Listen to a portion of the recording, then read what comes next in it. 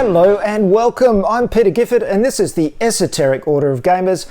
Today I'm reviewing a game called 3000 Scoundrels. It's by Unexpected Games, which is the studio run by Konieczka, and I hope I'm pronouncing that correctly. I did some research and I couldn't find anywhere except a written pronunciation of that. So I hope I'm right there, Corey. I apologise if I've got it wrong. But he worked for Fantasy Flight Games for some time and did some fantastic games there, and he's got his own studio now, and he sent me his 3 games that he's done so far. This is the most recent one. I'm working my way backwards through them. We're going to start with 3000 Scoundrels, which is a game about stealing future tech in the Wild West and hiring lots and lots of scoundrels to do it. So here we have it, a 2-player game set up for 3000 Scoundrels. Now you'll see here we've got a main board and there are 3 locations where these safe cards are kept. 3 different types of safe cards. There's an icon on each one of these areas that gives you an idea of the spread of points that these safes will be worth. You can see each safe is worth a certain amount of points. They are tech points, and you're trying to get the most number of tech points to win the game. You play a Wild West character. Now, the idea behind 3000 Scoundrels is that a traveller from the future has come back and then nicked off again and left all this great future tech behind. And you're trying to steal that tech, even though it's being hidden in these safes. When you set up the game, you've got your character sheet for each player. They've got 7 poker cards with just poker numbers on them.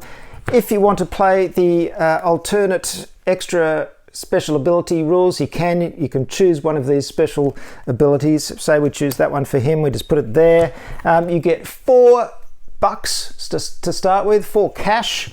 You get some mark tokens, which are just these numbered tokens, and you get some henchman tokens. You get 3 of those. And you've also got a reputation token that goes on this reputation track at the bottom of the board. It starts on 0.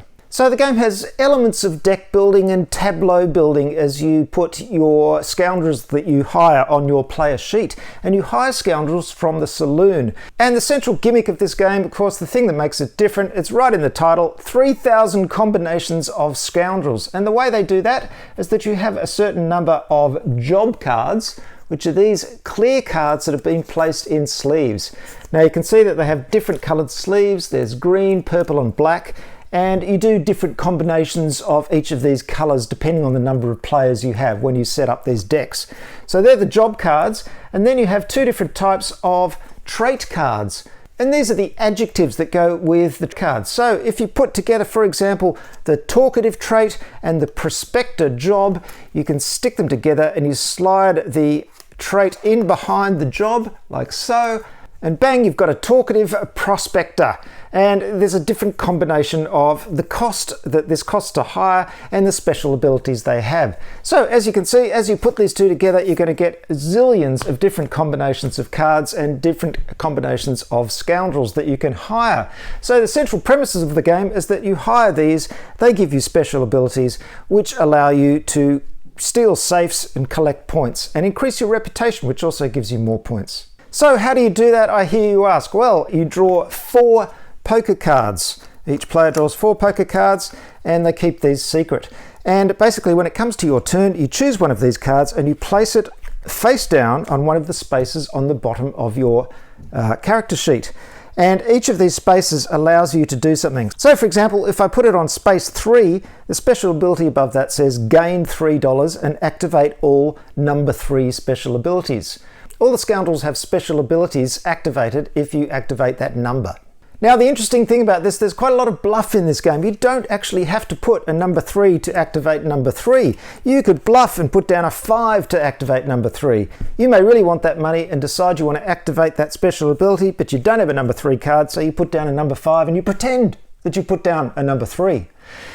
When you put down a card, any of your opponents can say, "That's a bluff. I don't believe you. You're faking it." And they do that by getting one of their henchman token and placing it on the card. And that's not resolved until everyone has had 4 turns. At the end of every 4 turns, a day passes and any of these henchmen are resolved and we find out whether it actually was a bluff or not. So getting back to the individual turns, you place it on there and then you activate any cards that you have in your tableau that correspond to the number that you activated. So for example, I may have placed a poker card on space 3, and that tells me to activate special abilities with the number 3. I look on my tableau and I can see that the bold mare has the 3 there. And not only will that give me $1, but if I have 3 or less reputation, I gain 1 reputation, otherwise you gain $4. Now the spaces down the bottom have various different special abilities. The first two, Ace and 2, allow you to scout a safe at a site and then mark it. I'll get to that in a moment. Space number 3 allows you to gain $3. Space number 4 gain $4. And space number 5, you can steal a safe from a site. We'll get to the safes in just a second. Space number 6 doesn't give you a special ability. The next thing you can do in your turn is hire a scoundrel, and they're available up at the saloon here. So you could look at these and think, okay, I want to buy that one. That's going to cost me 4 money. So you spend your money, you get your scoundrel. Spend your money, get it, stick it on one space of your tableau. That's the only time that you can rearrange your tableau, and you have yourself another scoundrel you can activate in future turns. Once you've hired your scoundrel, you push the other ones down to the right, and then you create a new scoundrel to go into the space that you just vacated. There we go.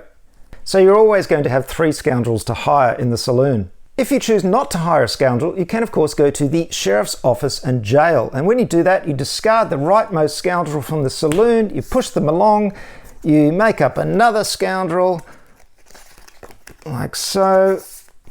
So you've refreshed the saloon a bit, and then you have a choice. You can either sell information and gain yourself $2. You can post bail. You can spend $2 to free 1 henchman or $4 to free 2 henchmen. I'll explain that in just a moment. Or you can bribe the sheriff on the final day. There are 3 days in the game. On the final day, you can spend $12 to steal a safe from a site, which is sort of like a catch-up mechanism if you haven't got around to stealing a safe on the 3rd day. So the whole game is made up of 3 days, and each day is 4 turns for each player, using the 4 cards that you've drawn. When you've finished a day, in other words, each player has done 4 turns, you do the end of day step. And in this step, everybody checks the cards that have henchmen on them, and you find out whether that person bluffed or not. If it turns out that they weren't bluffing and they put down the correct number, well, the henchman that was placed on them goes to the sheriff's jail. If, however, it was a bluff, you've been caught out by the henchman, you lose 1 reputation on the track, and the person who caught you gains 1 reputation. Now, the reputation track basically equates to getting extra tech points at the end of the game, so it's good to increase your reputation. Next up, you shuffle the 4 poker cards that you use this turn, and you place them on the bottom of your deck of poker cards. Because there are 7 cards, of course, you'll be drawing 3 fresh ones and 1 of the ones that you've already played. So you can get an idea of what the other players have used and aren't going to use if you're smart enough to keep track of it. Then, of course, you draw yourself 4 new poker cards for the next round.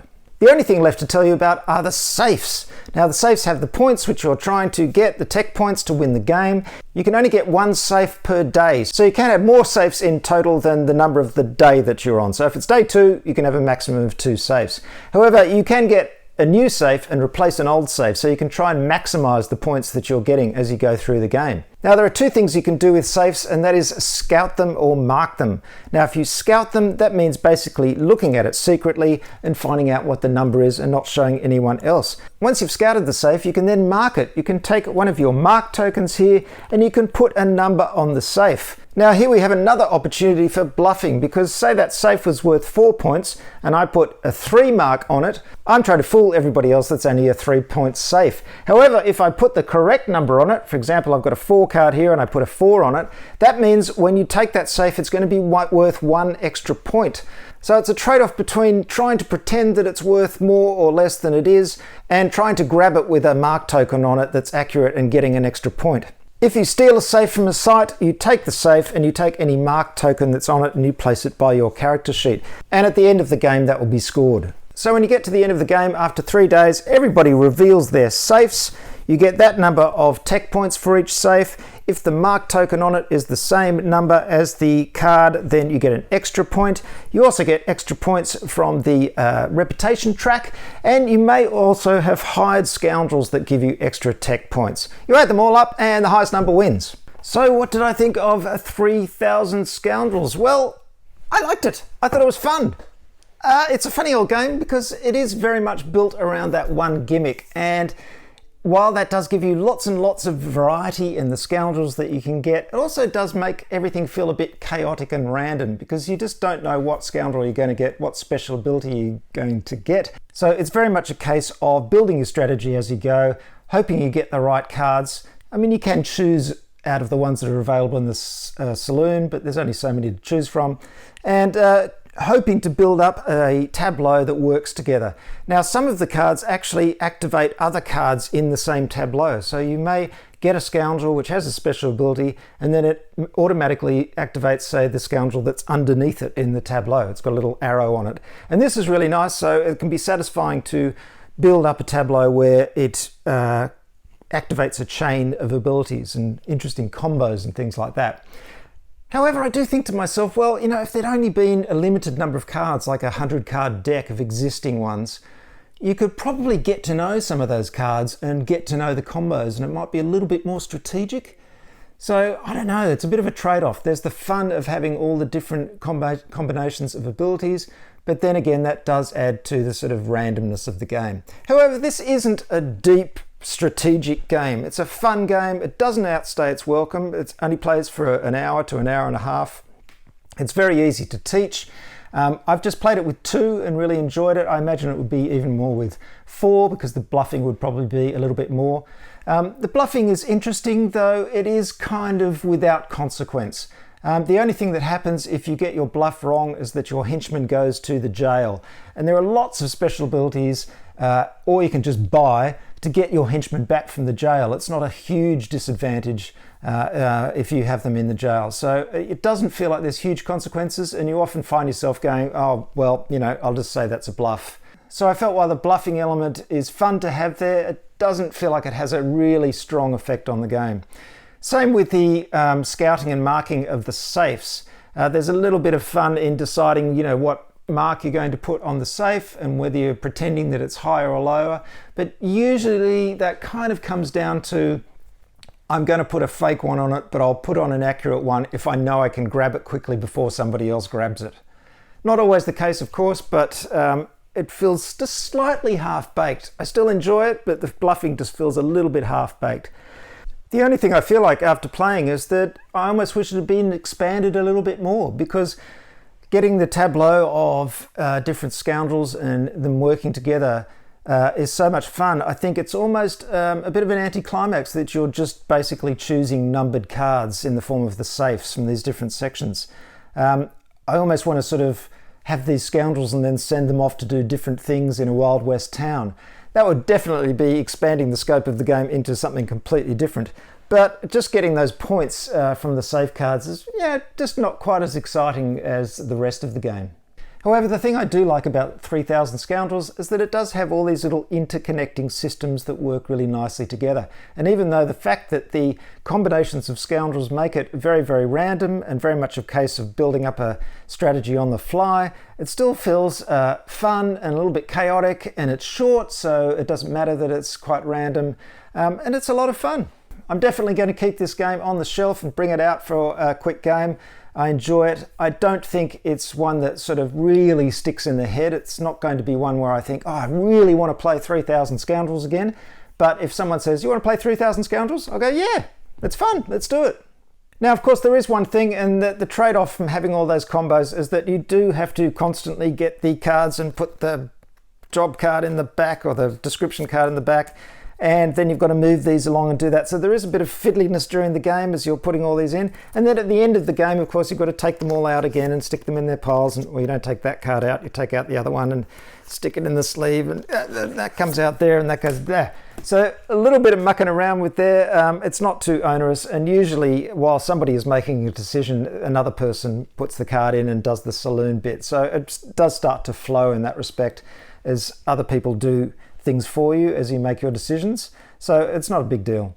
There's also a number of variants included in the rules. Each character has a couple of special abilities. You could choose one at the start of the game to just expand their abilities as well. There's a provision for making a shorter game if you want. You can add extra Scoundrels, or you can change the makeup of the Scoundrels that come out in the early part of the game. So there's a bit of variety there to shake things up after you get to know the game. And the other thing I should say is that the whole thing is beautifully produced. I can't imagine the difficulty that goes into making these clear cards and then matching them up with all the illustrations. The illustrator needs an award. The effort that went into that is astonishing. They're all different. The characters match up with the clothing of all the different jobs. It's an astonishing amount of work. It looks simple, but a lot of it must have gone into that. So not only the illustration, but also the production of the sleeves and the way they fit perfectly. A lot of effort has gone into it. The artwork is really, really nice. The design is really, really nice. It's a lovely professional looking production. I should also point out this lovely box cover, which not only has all the characters together in a silhouette, but also has a varnish of a sort of tech pattern over the top. It's really quite beautifully done. So that's 3,000 Scoundrels. Not too much more to say about the game, really. It does what it says on the tin. It's about 3,000 Scoundrels and all their special abilities. And it's fun, it's pretty quick, and I think it's definitely worth playing. Now, of course, you'll be happy to know that I've done a rules summary and reference for 3,000 Scoundrels.